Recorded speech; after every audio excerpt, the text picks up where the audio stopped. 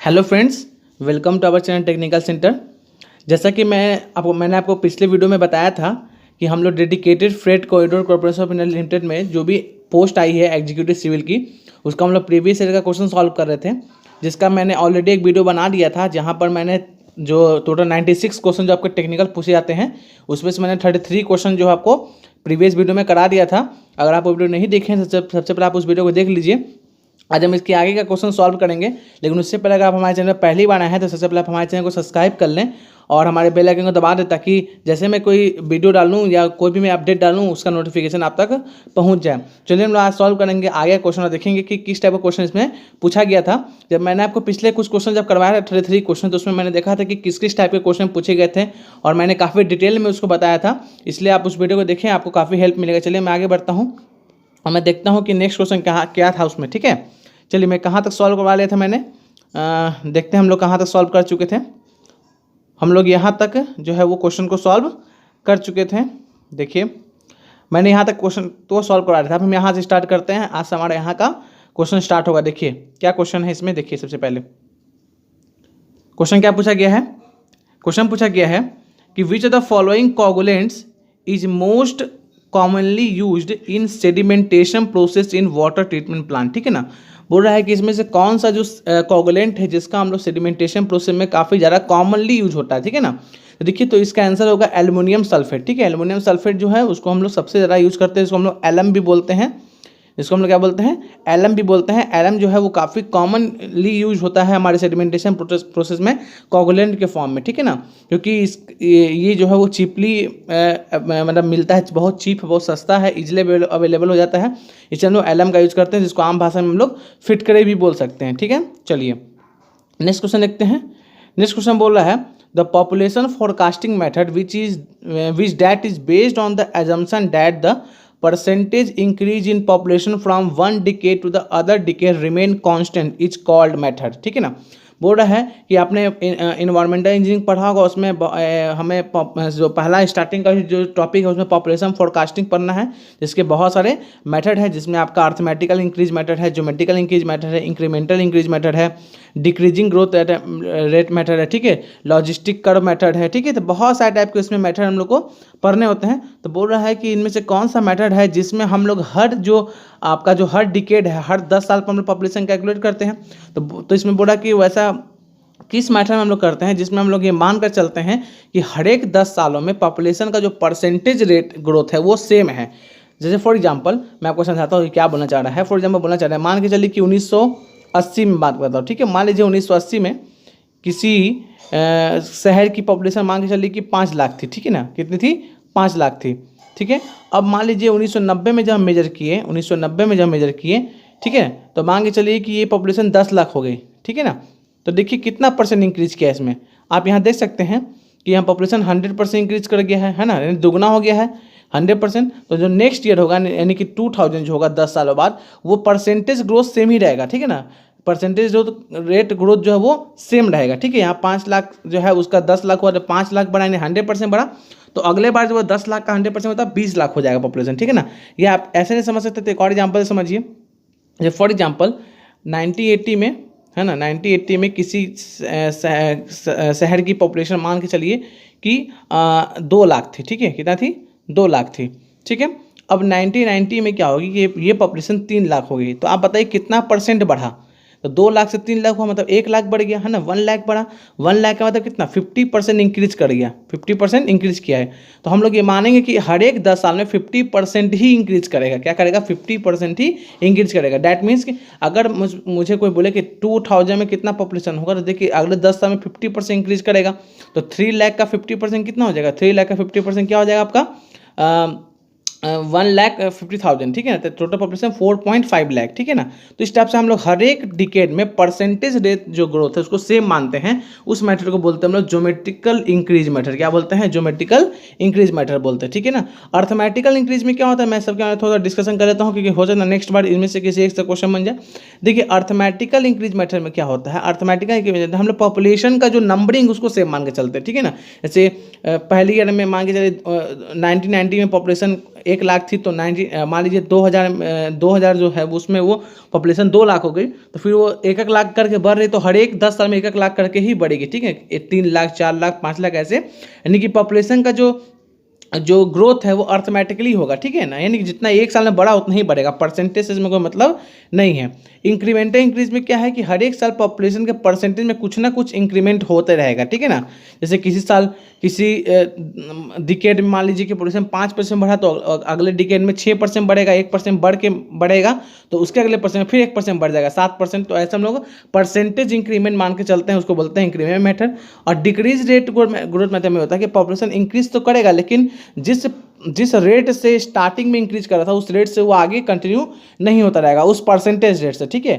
For example मान लीजिए किसी डिकेड में 5% बढ़ा, तो अगले डिकेड में वो बढ़ेगा, लेकिन वो 5% ना बढ़ के उससे कम बढ़ेगा, 4% बढ़ेगा, फिर अगले डिकेड में उससे और कम बढ़ेगा, 3% बढ़ेगा, ठीक है ना। तो ऐसे करके जो मेथड हम यूज करते हैं उसको हम बोलते हैं डिक्रीजिंग ग्रोथ रेट मेथड, ठीक है ना। चलिए आगे बढ़ते हैं। नेक्स्ट क्वेश्चन देखिए, नेक्स्ट क्वेश्चन क्या बोला है कि which of following is a disadvantage in the case of, है ना, फ्रेसिनेट सिस्टम ऑफ पोस्ट टेंशनिंग। देखिए फ्रेसिनेट सिस्टम पोस्ट टेंसिंग मतलब क्या होता है? पोस्ट टेंसिंग का मतलब होता है कि आपने जो आप कंक्रीट बनाए हैं, ठीक है ना, जो आपने कंक्रीट बनाया है, कंक्रीट का कोई भी ब्लॉक, जैसे आप स्लीपर देखते हैं रेलवे का, उसको प्री स्ट्रेस कर दिया जाता है, ठीक है ना। अब प्री स्ट्रेस करने का इसमें एक मेथड होता है पोस्ट टेंशनिंग, ठीक है ना। यानी कि आप इसके अंदर क्या करते हैं, बहुत हाई टेंसाइल स्ट्रेंथ वाला एक वायर डालते हैं, ठीक है ना। और जब आप इस कंक्रीट के बीम को आप जब कास्ट कर लेते हैं, जब इस कंक्रीट के बीम को आप कास्ट कर लेते हैं, उसके बाद आप इस वायर को बहुत हाई टेंसाइल फोर्स से इसको आप क्या करते हैं, खींचते हैं, ठीक है ना। इधर से वायर अंदर से गया हुआ, ऐसे करके इधर निकला हुआ, तो आप इधर से पकड़ के और इधर से पकड़ के क्या करते हैं, खींचते हैं, क्या करते हैं, खींचते हैं। अब बहुत इस पर हाई टेंशन आप डेवलप करते हैं, ठीक है। डेवलप करने के बाद आप क्या करते हैं, यहाँ जो आपने बाहर खींचा है इसको आप यहाँ पर फिक्स करने के लिए एंकर लगाते हैं, क्या लगाते हैं, एंकर लगाते हैं, ताकि आप इस पर इसको फिक्स कर सकें, ठीक है ना। तो इसी एंकर में आपका एक टाइप होता है, उसको बोलते हैं फ्रेसिनेट सिस्टम, ठीक है ना। फ्रेसिनेट सिस्टम में क्या होता है कि जो आप एंकर लगाएंगे वो कोनिकल शेप का होता है। कैसा शेप का होता है? कोनिकल शेप का होता है, ठीक है। देखिए इस टाइप का होता है। चलिए लेट्स सपोज ये आपका कोई बीम है और ये मान लीजिए आप ऐसे हैं, तो आप यहाँ क्या करते हैं, कुछ इस टाइप का आपका, इस टाइप का आप देख रहे हैं, कोनिकल शेप का जो होता है वो इस टाइप का जो होता है आपका ऐसा होता है, ठीक है। इसको बोलते हैं फ्रेसिनेट सिस्टम, ठीक है ना। फ्रेसिनेट सिस्टम में हम लोग क्या करते हैं कि एक साथ कई वायर्स को हम लोग मिलाकर क्या करते हैं, एंकर करते हैं, ठीक है। बहुत सारे वायर को एक ही बार कंक्रीट के अंदर डाल देते हैं और लगभग एक साथ 32 या 30 वायर जो होते हैं उसको एक साथ डाल देते हैं। इस डक्ट या यहाँ पर एक डक्ट बना देते हैं हम लोग, एक होल बना देते हैं और इसके अंदर पूरा वायर कम से कम 30-32 वायर डालकर और एक ही साथ उसको पकड़ के टेंशन देते हैं और साथ में इससे हम लोग एंकर कर देते हैं, ठीक है ना। तो बोल रहा है कि इस टाइप के अगर हम लोग इस टाइप का ये पोस्ट टेंसिंग मेथड यूज करते हैं तो इसका क्या डिसएडवांटेज हो सकता है, ठीक है ना। इसका डिसएडवांटेज होता है कि stresses in the wire are not similar, ठीक है। बहुत सारे वायर्स हैं तो सभी वायर में जरूरी नहीं कि स्ट्रेस है वो सिमिलर अमाउंट का है, किसी में स्ट्रेस कम भी आ सकता है, ठीक है ना। तो ये इसका बहुत बड़ा डिसएडवांटेज होता है, ठीक है। चलिए नेक्स्ट क्वेश्चन देखिए।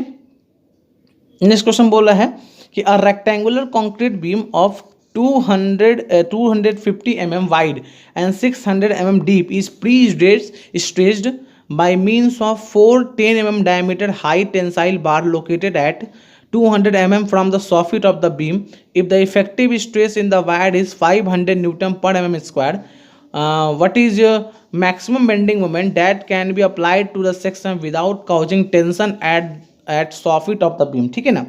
देखिए क्वेश्चन क्या बोला, ये प्री स्ट्रेस कंक्रीट का क्वेश्चन है, ठीक है ना। और ये न्यूमेरिकल क्वेश्चन है, काफ़ी अच्छा क्वेश्चन है। देखिए आई थिंक ये क्वेश्चन का एक बार गेट के एग्जाम में भी पूछा जा चुका है, इसलिए आप इसको ध्यान रखेंगे कि क्वेश्चन काफ़ी इंपॉर्टेंट हो जाता है, ठीक है ना। गेट वाले का क्वेश्चन इन्होंने दे दिया है बनाने के लिए और ये क्वेश्चन काफ़ी लेंदी है। पता नहीं ऑब्जेक्टिव एग्जाम में तो इनको इस टाइप का क्वेश्चन देना नहीं चाहिए, लेकिन ये काफ़ी लेंदी क्वेश्चन है, ठीक है ना। देखिए आपको सबसे पहले पता होना चाहिए कि कोई भी प्री स्ट्रेस जब आप कंक्रीटिंग करते हैं, ठीक है ना, जब आप प्री स्ट्रेस करके कोई भी कंक्रीट का स्ट्रक्चर बनाते हैं तो उसमें उसके बॉटम में, ठीक है, सॉफिट का मतलब क्या होता है, किसी भी मेंबर का नीचे का बॉटम पार्ट ये सॉफिट है, ठीक है ना। ये सॉफिट बोल रहे हैं, तो बोल रहा है कि यहाँ पर आपका टेंशन नहीं आना चाहिए, है ना, यहाँ पर आपका टेंशन नहीं आना चाहिए। टेंशन नहीं आना चाहिए मतलब इसका मतलब है कि यहाँ पर जो टेंसाइल फोर्स उसका वैल्यू 0 होना चाहिए, है ना। तो हम लोग कैसे निकालते हैं, हमारे पास एक फॉर्मूला है टेंशन निकालने का। हमारे पास एक फॉर्मूला क्या है, टेंशन निकालने का फॉर्मूला है कि P अपॉन ए माइनस एम अपॉन जेड, ठीक है, minus P E upon Z, ये हमारा टेंशन निकालने का फॉर्मूला है, ठीक है ना, एफ टी। अब बोल रहा है कि हमें ये नहीं चाहिए, हमें टेंशन चाहिए ही नहीं, है ना, तो इसको हम क्या करेंगे, जीरो के इक्वल मानेंगे और सारी वैल्यू से पुट करेंगे और हमें यही एम निकालना है। हमें क्या करना है, ये एम निकालना है। अब देखिए हम एक करके सब वैल्यू देखते हैं, ठीक है, हमें पी कैसे मिलेगा, हमें जेड कैसे, ए कैसे मिलेगा और ई कैसे मिलेगा, ठीक है। चलिए हम क्या करके सबसे पहले सबका वैल्यू निकाल के चेक करते हैं, ठीक है। देखिए पी क्या है आपका, पी आपका है लोड है, ठीक है ना, यानी कि आपका जो फोर्स है वो आपके किस पर आपका फोर्स है, वो आपका फोर्स है आपके स्टील पर, ठीक है ना, आपके स्टील पर कितना फोर्स आ रहा है, ठीक है ना। तो फोर्स इक्वल टू क्या होता है, फोर्स इक्वल टू क्या हो जाएगा आपका, force equal to stress into area, stress into area, ठीक है, स्ट्रेस इंटू एरिया हो जाएगा। अब देखिए स्टील पर कितना स्ट्रेस है आपको तो क्वेश्चन में दे रहा है, देखिए वायर यूज किया गया है ना, वायर है तो कितना स्ट्रेस है, देखिए यहाँ पर आप यहाँ देख सकते हैं कितना स्ट्रेस है, 500 न्यूटन पर mm स्क्वायर, ठीक है, 500 न्यूटन पर mm स्क्वायर, ठीक है ना। तो 500 न्यूटन पर mm स्क्वायर को हम लोग क्या लिख सकते हैं, 0.5 into 10 to the power 6, 0.5 into 10 की पावर 6 लिख सकते हैं हम लोग, kilo newton per metre square बोल सकते हैं, kilo newton per metre square बोल सकते हैं, या ऐसा बोल सकते हैं आप इसको कि इसको आप न्यूटन, हाँ ऐसा भी आप बोल सकते हैं, चलिए यही बोल दीजिए हम लोग, क्योंकि हमें निकालना भी है किलो न्यूटन मीटर में ही, तो हम लोग इसी में चेंज कर लेते, ठीक है ना। तो हमारा क्या हो जाएगा, 0.5 इंटू 10 का power 6 kilo newton per metre square. जब आप 500 न्यूटन पर एम स्क्वायर को चेंज करेंगे तो आपको कुछ ऐसा मिलेगा, ठीक है। चलिए हमें ये मिल गया और इनटू ये हमारा क्या हो गया, स्ट्रेस हो गया, ठीक है। स्ट्रेस को आप एरिया से मल्टीप्लाई करेंगे तो क्या हो जाएगा आपका, देखिए π/4 इंटू डाया कितना है, देखिए आपको डाया कितना गिवन है, आपको डाया गिवन है 10 mm, तो एरिया कैसे निकालेंगे हम लोग, π/4 इंटू 10 mm है तो 10 mm को क्या लिख सकते हैं, 0.01 लिख सकते हैं, क्या 0.01 लिख सकते हैं। डायमीटर को इसका स्क्वायर हो गया और ऐसा ऐसा कितना बार है, 4 बार है, तो 4 से इसको मल्टीप्लाई करेंगे तो आपको ये टोटल क्या मिल जाएगा, स्टील का एरिया मिल जाएगा।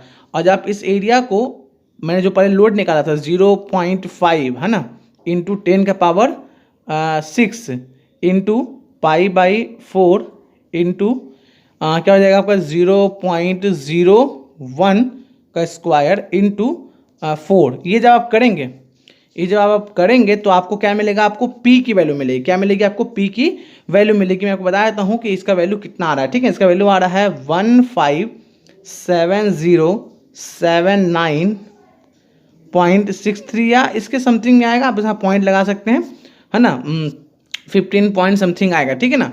तो इस टाइप से आप इसका निकाल सकते हैं, ठीक है। उसका आप सभी चीज़ों को जब आप पुट करेंगे, ठीक है। अब यहाँ पर देखिए ई क्या है, ठीक है ना, ई आपका है इसेंट्रिसिटी, ठीक है, क्या है, ई आपकी इसेंट्रिसिटी है। देखिए मैं आपको बताता हूँ इसेंट्रिसिटी क्या है, देखिए ये आपका एक दिया हुआ है बीम, बोल रहा है कि ये 250 का है और ये जो टोटल है, ये टोटल आपका कितना है, 600 है, कितना है, 600 mm का है, 600 mm का, ठीक है। अब बोल रहा है कि यहाँ जो वायर दिया गया है वो आपका 200 mm दिया गया है, ठीक है ना, 100 फीट से, यानी यहाँ से 200 mm ऊपर यहाँ पर वायर दिया गया है, यहाँ पर वायर डाला गया है, ठीक है ना। तो ये 200 mm हो गया, ये जो डिस्टेंस है नीचे से ये कितना हो गया, 200 mm हो गया। जब ये 200 mm हो गया तो ये इसका सेंटर हो गया, सेंटर क्या हो जाएगा, 300। तो सेंटर और वायर के बीच का डिस्टेंस जो होता है वो ई कहलाता है, क्या कहलाता है, ई, इसेंट्रिसिटी कहलाएगा। ये कितना हो जाएगा, 100 mm हो जाएगा, कितना हो जाएगा, 100 mm हो जाएगा, ठीक है। तो हमको ई भी पता चल गया, हमको पी भी पता चल गया, ठीक है, हमको ई पता चल गया, पी पता चल गया। अब जेड क्या है, देखिए जेड क्या है, जेड होता है सेक्शन मॉडुलस, सेक्शन मॉडुलस क्या होता है, I/Y, ठीक है। आई मतलब किसका, आई रेक्टेंगुलर सेक्शन, तो रेक्टेंगुलर सेक्शन का क्या होता है आपका, BD³/12 होता है और y क्या होता है आपका, D/2 होता है, ठीक है ना। अच्छा इसको कट करेंगे, देखिए 2 से ये 6 टाइम्स में और एक D से D खत्म, तो जो Z की वैल्यू आएगी वो आपकी आएगी BD²/6 आएगी, क्या आएगी, BD²/6 आएगी।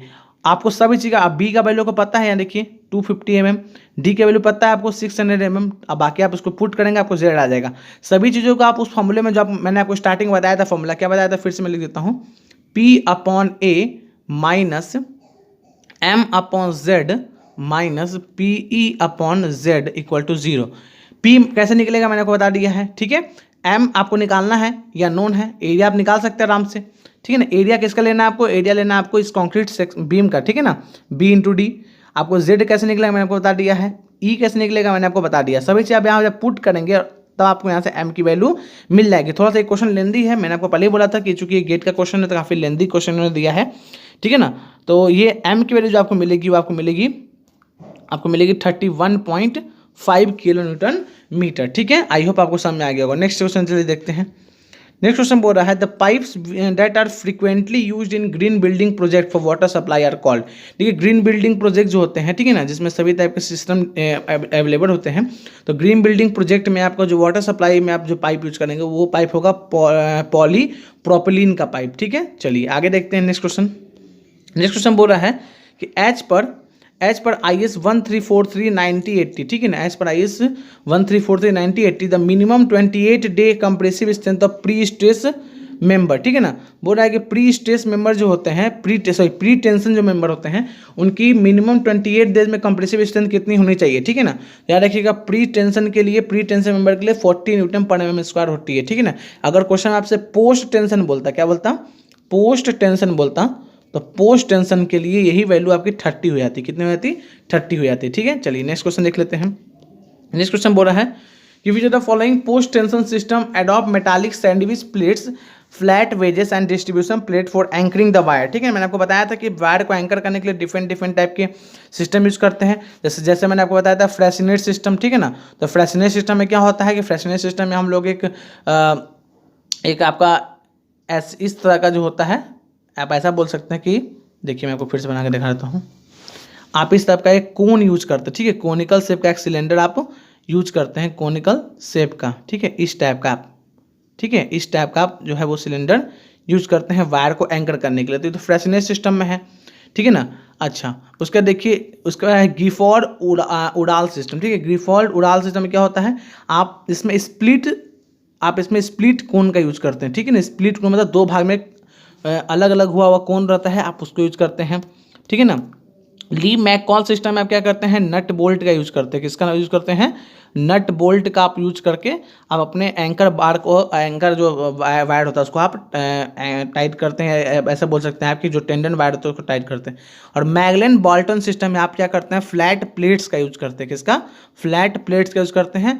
जैसा कि यहाँ पे बोल भी रहा है फ्लैट वेज और सैंडविच प्लेट, यानी जो भी प्लेट सिस्टम है उसका आप यूज करते हैं मैगलन बॉल्टन में, इसलिए आपका करेक्ट आंसर हो जाएगा मैगलन बॉल्टन सिस्टम, ठीक है। चलिए नेक्स्ट क्वेश्चन देखते हैं। नेक्स्ट क्वेश्चन बोल रहा है the upward deflection of pre stress beam width straight tendon at a uniform eccentricity below the centroidal axis is given by where P is equal to effective pre-stress force, E equal to eccentricity, L equal to length of beam और E modulus of elasticity और I moment of inertia। बोल रहा है क्या है कि अगर मान लीजिए आपको एक प्री स्ट्रेस मेंबर बनाते हैं और आप वहाँ पर वायर लगाते हैं, ठीक है, नीचे में वायर डालते हैं और ये वायर आप यूनिफॉर्म इसेंट्रिक पर देते हैं। देखिए इसेंट्रिसिटी में वायर प्रोवाइड करने का कई तरीका हो सकता है। जैसे मान के चलिए आपका कोई एक कंक्रीट का बीम है या स्लीपर जो भी मानना है, ठीक है। अब देखिए ये इसका सेंटर हो गया, ये इसका सेंटर हो गया और आपने वायर मान लीजिए यहाँ प्रोवाइड किया, नीचे में यहाँ वायर प्रोवाइड किया, तो आप सेंटर से कुछ डिस्टेंस पे प्रोवाइड कर रहे हैं, ई डिस्टेंस पर, ये एसेंट्रिसिटी है। और देखिए यहाँ पर जो वायर है ये बिल्कुल स्ट्रेट है, ठीक है ना, यानी एसेंट्रिसिटी हर जगह वायर की क्या है, सेम है। कहीं भी वायर को आप ऊपर नीचे आप नहीं किए हैं। तो जब यूनिफॉर्म एसेंट्रिसिटी वाले आप कोई भी सेक्शन बनाते हैं तो इसमें जो आपका जो मैक्सिमम डिफ्लेक्शन आता है, इसमें जो आपको अपवर्ड डिफ्लेक्शन आता है, जब इस पर लोड लगेगा तो इस पर क्या आएगा, अपवर्ड डिफ्लेक्शन आएगा, ठीक है ना। तो वो होता है PEL²/ATI, ठीक है ना। देखिएगा, ध्यान रखिए कि इसमें इसेंट्रिसिटी जो होता है आप वायर को कई डिफरेंट तरीके से प्रोवाइड कर सकते हैं। जरूरी नहीं कि आप बिल्कुल स्ट्रेट ही प्रोवाइड करें, ठीक है ना। देखिए आप ऐसे भी प्रोवाइड कर सकते हैं। मान लीजिए कि आपका कोई ऐसे सेंट्रल है, आप अपने वायर को इस तरह से भी प्रोवाइड आप अपना कर सकते हैं। इस तरह से ऐसे गया, फिर ऐसे आप ऐसे प्रोवाइड कर सकते हैं, ठीक है ना। तो देखिए यहाँ पे एसेंट्रिसिटी हर जगह सेम नहीं है, अलग अलग एसेंट्रिसिटी पर वायर आपने दिया है, ठीक है ना। तो इसका अलग केस बनता है, मैं उतना डिस्कस करूँगा तो काफ़ी ज़्यादा समय भी चल जाएगा और वीडियो भी काफ़ी लंबा हो जाएगा, इसलिए वो उतना मैं अभी डिस्कस नहीं कर रहा हूँ। मैंने आपको सिर्फ एक आइडिया के लिए बता दी है, ठीक है। चलिए देखिए नेक्स्ट क्वेश्चन बोल रहा है कि as per IS 1050/1991 what is the permissible limit of absence of alternative source of total hardness of drinking water, ठीक है ना। बोल रहा है क्या कि IS कोड के अकॉर्डिंग आप मैक्सिमम हार्डनेस वाटर में कितना अलाउ कर सकते हैं अगर आपके पास कोई अल्टरनेटिव सोर्स अवेलेबल ना हो, ठीक है। तो उस कंडीशन में आप 600 mg पर लीटर आप वाटर में हार्डनेस को अलाउ कर सकते हैं, ठीक है, ड्रिंकिंग वाटर के अंदर। नेक्स्ट क्वेश्चन देखिए, नेक्स्ट क्वेश्चन बोल रहा है which of the following statement is correct in the case of slow sand filter. ठीक है, बोला स्लो साइन फिल्टर के केस में कौन सा स्टेटमेंट करेक्ट है। ठीक है ना, तो देखिए इसमें सबसे पहला है they require low turbidity water. ठीक है ना, नहीं ऐसा कुछ नहीं है। ठीक है, इसकी तो इफिशिएंसी काफ़ी अच्छी होती है, तो हाई टर्बिडिटी वाटर भी रहेगा तो इसमें कोई दिक्कत नहीं होगा। उसका they are relatively simple to operate. ठीक है, ये भी बात सही है कि इसको सिंपल ऑपरेट करना इसको सिंपल होता है। ठीक है ना, दे आर लेबर इंटेंसिव, नहीं है, ऐसा कुछ नहीं है। देखिए आपका जो इसमें एक मुझे ज़्यादा लगता है कि इसका ऑप्शन नंबर जो वो थर्ड भी सही होना चाहिए, क्योंकि they have large land requirement. ठीक है ना, इसके लिए बड़ा लैंड रिक्वायरमेंट का जरूरत पड़ता है। क्यों पड़ता है?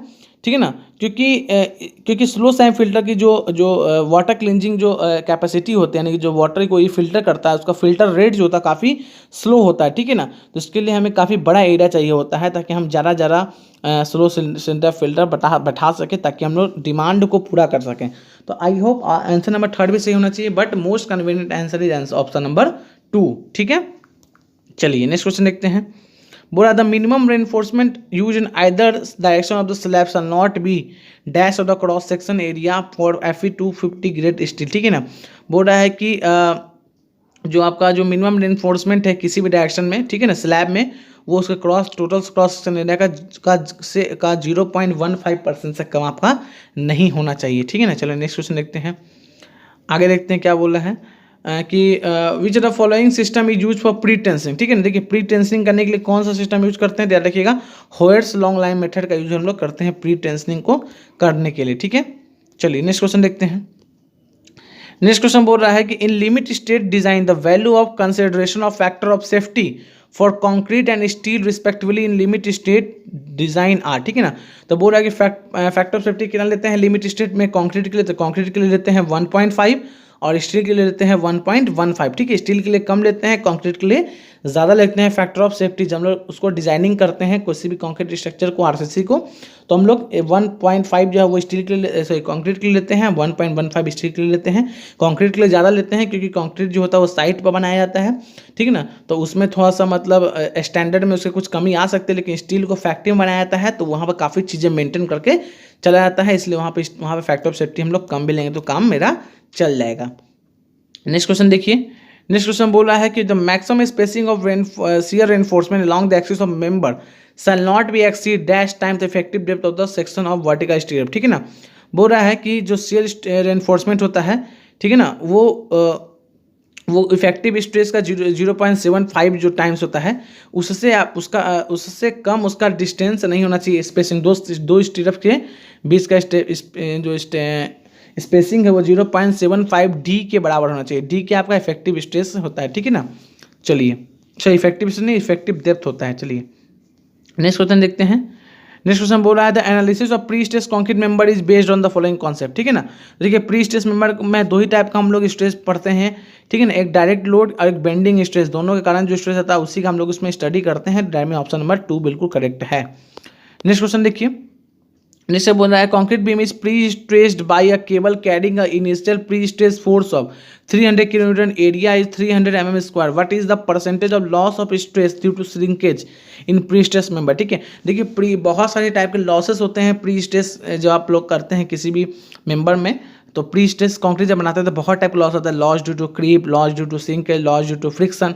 तो पूछा है कि कितना श्रिंकेज के कारण इसमें लॉस आएगा। ठीक है ना, देखिए श्रिंकेज के कारण जो लॉस आता है ना, उसका एक सिंपल सा आपको तरीका याद रखना है कि 3 × 10⁻⁻6। ठीक है ना, ये क्या होता है आपका रेसिड्यूअल श्रिंकेज स्ट्रेन होता है। क्या होता है? Residual shrinkage strain. ठीक है ना, ये फिक्स होता है और इसको आप लोग क्या करते हैं एप्सिलॉन एस से, यानी स्टील के जो आपका स्टील का जो आपका स्ट्रेन है ना, उससे आप क्या करते हैं इसको मल्टीप्लाई कर देते हैं तो आपको क्या मिलता है आंसर मिल जाता है। क्लियर है? अच्छा चलिए तो हम लोग देखते हैं कि इसमें कितना आता है। जब इसको देखिए स्टील के लिए कितना होता है सॉरी एप्सिलॉन एस नहीं सॉरी ई एस है, ये ई एस मतलब आपका हो गया modulus of elasticity of steel. तो 3 × 10⁻⁻6 इंटू और ई एस सी। ठीक है ना, यानी ई एस यानी modulus of elasticity of steel wire. ठीक है ना, अब देखिए जो स्टील वायर होता है उसका मॉडुलस ऑफ इलास्टिसिटी कितना होता है, तो 3 × 10⁻, ये हो गया आपका -6 और ये हो जाएगा आपका 210 × 10⁻³ न्यूटन पर एम एम स्क्वायर होता है, ठीक है, न्यूटन पर एम एम स्क्वायर होता है, ये भी आपका न्यूटन पर एम एम स्क्वायर में होता है। जब आप इसको मल्टीप्लाई करेंगे दोनों को, ठीक है ना, जब इस दोनों को क्या करेंगे, मल्टीप्लाई करेंगे तो आपको जो मिलेगा वो आपका मिल जाएगा स्ट्रेन, क्या मिल जाएगा आपको, लॉस मिल जाएगा, क्या मिल जाएगा, लॉस ड्यू टू श्रिंकेज आपको मिल जाएगा, ठीक है। तो चलिए हम लोग देखते हैं कैसे इसको सॉल्व करें। सबसे पहले हम लोग ये निकालते हैं कि इसमें कितना आपका स्ट्रेन आ रहा है, ठीक है ना। तो देखिए इसमें कितना स्ट्रेन आ रहा है, देखिए आपको यहाँ पर क्या फोर्स पता है और आपको एरिया पता है, तो फोर्स अपॉन एरिया कर देंगे, क्या करेंगे, फोर्स अपॉन एरिया कर देंगे। तो देखिए क्या हो जाएगा आपका, फोर्स क्या हो जाएगा, 300 को आप मल्टीप्लाई कर दीजिए 1000 से, 300 न्यूटन हो जाएगा अपॉन 300, ये 300 कैंसिल हो गया, तो 1000 न्यूटन पर एम एम स्क्वायर आपका क्या आ गया, अब क्या आ गया, स्ट्रेस आ गया, ठीक है ना। और जब आप उसको मल्टीप्लाई करेंगे, लॉस जब निकालेंगे तो आपको मिलेगा 63 न्यूटन पर एम एम स्क्वायर मिलेगा, ठीक है। आप कैलकुलेट करेंगे तो आपको 63 न्यूटन पर एम एम स्क्वायर मिलेगा, ठीक है ना। तो आप देखिए कितना हो गया, आपका 1000 था और 63 आपका लॉस हो गया, तो कितना परसेंट लॉस हो गया आपका 1000 था पहले, अब आप 63% लॉस हुआ है, ठीक है, 63 हुआ नहीं, 63% लॉस हो गया है, यानी 63 न्यूटन पर एम एम स्क्वायर का लॉस हुआ है। ये कितना परसेंट 1000 का, ये है 1000 का 6.3%, कितना है 6.3%, ठीक है। चलिए नेक्स्ट क्वेश्चन देखते हैं। नेक्स्ट क्वेश्चन बोल रहा है the tensile stress at a point across two mutually perpendicular planes are 150 Newton mm square and 75 Newton per mm square. What is the normal stress on the plane inclined at 35 degree to axis of the minor stress, ठीक है ना। बोल रहा है कि आपके पास दो plane है म्यूचुअली परपेंडिकुलर, यानी कि आपका ये प्रिंसिपल स्ट्रेस का क्वेश्चन है। देखिए ये आपका प्लेन हो गया, इस पर एक स्ट्रेस लग रहा है इधर से, इसको हम लोग बोलते हैं माइनर स्ट्रेस, इस पर लग रहा है 75 न्यूटन पर एम स्क्वायर, ठीक है ना। मैं आपको फिर से अच्छे से डायग्राम यहाँ बना के दिखाता हूँ। देखिए इस टाइप का एक मेंबर है, ठीक है ना, इधर लग रहा है आपका 75, इधर लग रहा है आपका 150, ठीक है ना। हो गया, दो डायरेक्शन में स्ट्रेस लग रहा है आपका। अब बोल रहा है कि बताइए कि उस प्लेन पर स्ट्रेस, नॉर्मल स्ट्रेस बताइए जो 35 डिग्री माइनर स्ट्रेस से क्या है आपका, माइनर स्ट्रेस का जो है उसका एक्सिस से आपका जो है वो 35 डिग्री का एंगल बना रहा है प्लेन। देखिए मान के चलिए ये कोई प्लेन है, ठीक है ना। देखिए माइनर स्ट्रेस का एक्सिस कौन हो गया आपका, माइनर स्ट्रेस का एक्सिस क्या हो गया, देखिए ये माइनर स्ट्रेस का एक्सिस हो गया, ठीक है ना। तो आप देख सकते हैं इसको, ये आपका हो गया, ठीक है। तो 35 डिग्री का क्या बना रहा है, एंगल बना रहा है, ठीक है ना। तो 35 डिग्री का एंगल बना रहा है, 35 डिग्री का एंगल यहाँ बन रहा है आपका, ठीक है ना। तो ये भी 35 डिग्री हो जाएगा, जब आपका ये वाला एंगल 35 डिग्री है तो ये भी एंगल 35 डिग्री का आपका हो जाएगा, ठीक है ना। तो 35 डिग्री का आपका क्या बन रहा है, एंगल बन रहा है, ठीक है। तो 35 डिग्री का आपका एंगल बन रहा है, तो आपको पता है कि किसी भी प्लेन पर आपको नॉर्मल स्ट्रेस निकालना तो उसका फॉर्मूला क्या होता है, आपको उसका फॉर्मूला आपको याद रखना है। क्या होता है formula, sigma 1 plus sigma 2 by 2 plus sigma 1 minus sigma 2 by 2 cos 2 theta. क्या होता है, कॉस 2 थीटा होता है, ठीक है, कॉस 2 थीटा होता है। अब देखिए आपको सिग्मा 1 पता है 150, सिग्मा 2 पता है 75, आपको थीटा पता है 35, आप यहाँ रख दीजिए तो उसको 70 हो जाएगा। अब देखिए कॉस 70 का वैल्यू मुझे नहीं लगता है कि बहुत सारे बच्चों को भी पता होगा कि ये वैल्यू जो नॉर्मल वैल्यू है ही नहीं कॉस 70, ये आपको कैलकुलेटर से सॉल्व करना पड़ेगा। बट पता नहीं क्यों इन्होंने ऐसा क्वेश्चन सेट किया है, इनके जो भी न्यूमेरिकल क्वेश्चन आए हैं वो सब के सब इसी तरीके के आए हैं, ठीक है ना। जब इसको सॉल्व करेंगे टोटल को वैल्यू यहाँ पर रख के तो आपको मिलेगा 125.33 न्यूटन पर एम एम स्क्वायर, ठीक है।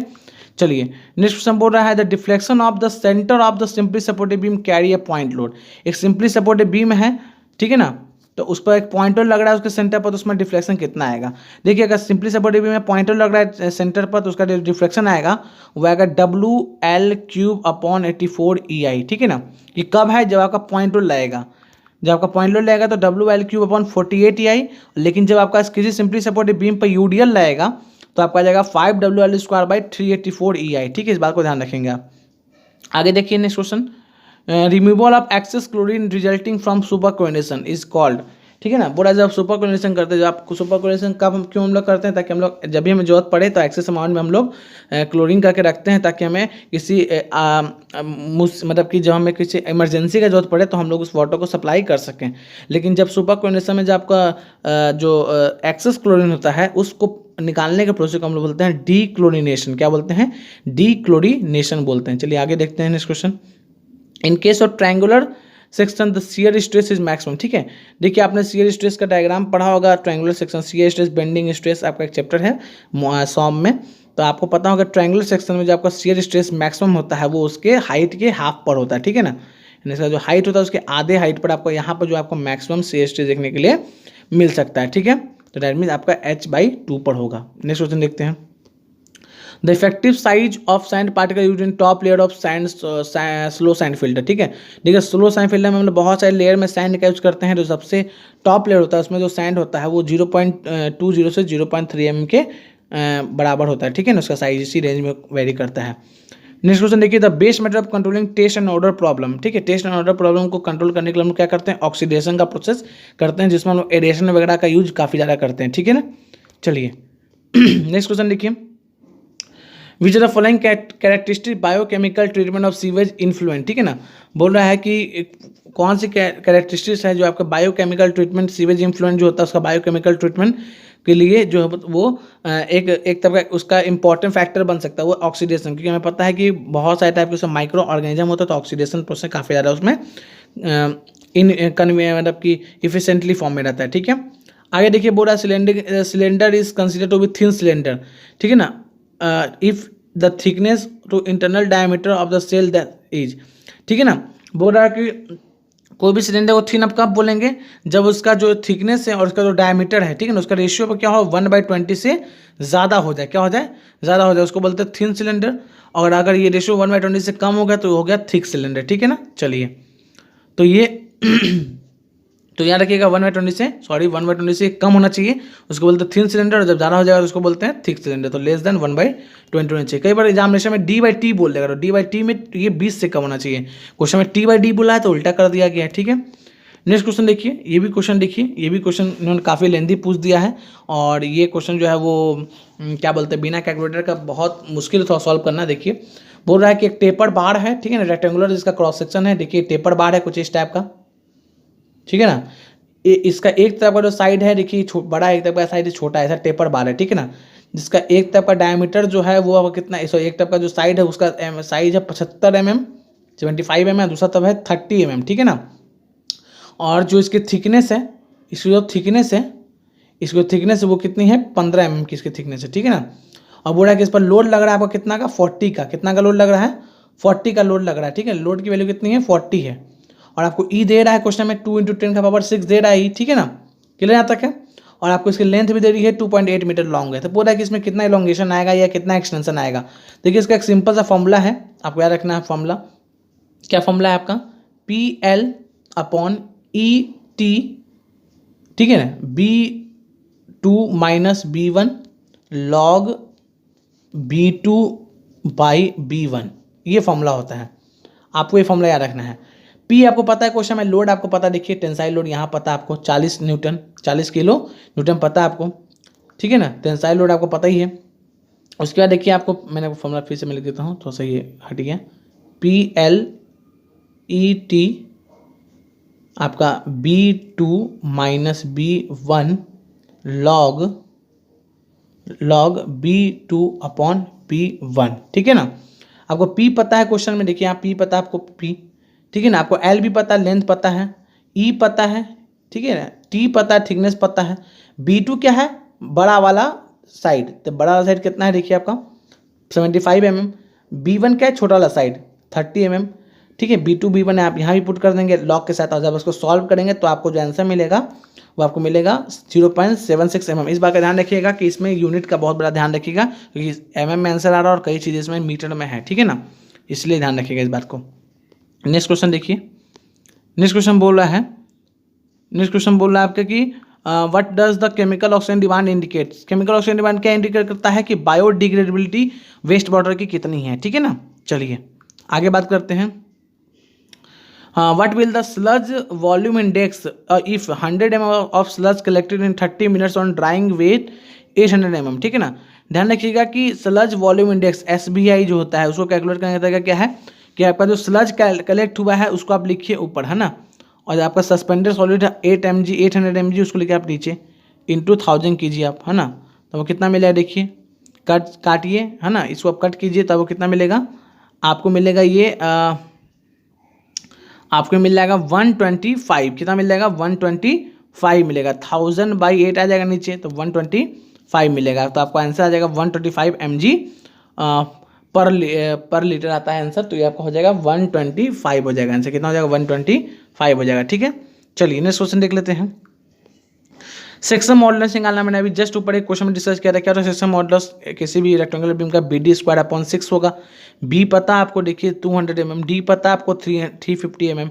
आप स्क्वायर करके बाई 6 कर देंगे तो आपको आंसर मिल जाएगा 4.08 × 10⁻⁶ ठीक है, चलिए नेक्स्ट क्वेश्चन देखते हैं। नेक्स्ट क्वेश्चन बोल रहा है कि sludge digestion system of work efficiently if the pH sludge should be between. बोल रहा है तो पता ही क्वेश्चन है क्या कि किसी भी स्लज डाइजेशन टैंक को इफिशिएंटली वर्क करने के लिए जो स्लज होना चाहिए उसका pH 6.5 से 7.4 के बीच में ही होना चाहिए।